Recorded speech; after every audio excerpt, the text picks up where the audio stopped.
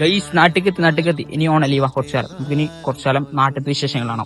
ഒരു 3:30 മണിയാ എന്റെ പെരേന്റെ അപ്പുറത്ത് ചെറിയൊരു ഗ്രൗണ്ട് ഉണ്ട്. അവിടെ എല്ലാ കടുകുണികളും കാണും. അതിന്റെ ഇടയിൽ കൂടെ കുറെ വലിയ മണിയാണ്. അതിൽ മൂത്ത സന്തതി കുറ്റം പറയാൻ പറ്റില്ല കേട്ടോ. ആളൊരു ഗവൺമെന്റ് ജോലിക്കാരനാണ്. പക്ഷെ അതിന്റെ അഹംഭാവം ഒന്നും മൂപ്പരിക്കില്ല. ഭീമന്റെ ശരീരവും കുട്ടികളെ മനസ്സാണ് മൂപ്പർക്ക്. പുതിയ ഷർട്ടിന്റെ പുലി കേട്ടോ. നമ്മളും പണ്ട് ചെയ്തിരുന്നു കുറെ. നാട്ടിലും നമ്മളെ ക്യാമറയ്ക്ക് നല്ല വില കണ്ടില്ലേ. ഓരോരുത്തർ ഒഴിഞ്ഞു മാറുന്നത് ഇവിടെ കരഞ്ഞു പറഞ്ഞേക്കണു. ഓനെ വീഡിയോ ഇട്ടരുത്. അതുകൊണ്ടാണ് പ്രത്യേകം ചേർത്തിക്കണത്. ഇവന്റെ പേരാണ് ആച്ചി. ഇവിടെ നാട്ടിൽ ഡ്രസ് ചെയ്യുന്ന ഭയങ്കര പേടിയാട്ടോ. എന്താണാവോ. അതേപോലെ ഒരു പറമ്പിൽ തുള്ളി സ്ഥലം കിട്ടിയാൽ മതി, അവിടെ സാധിക്കും. ഓക്കെ. ഇവന്റെ പേരാണ് ബിഷാർ.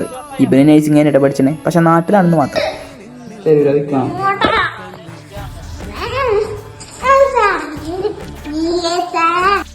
ഇതാണ് എന്റെ പെങ്ങള്. ഇപ്പൊ എന്തിനാ അടി ഉണ്ടാക്കി മനസ്സിലായോ?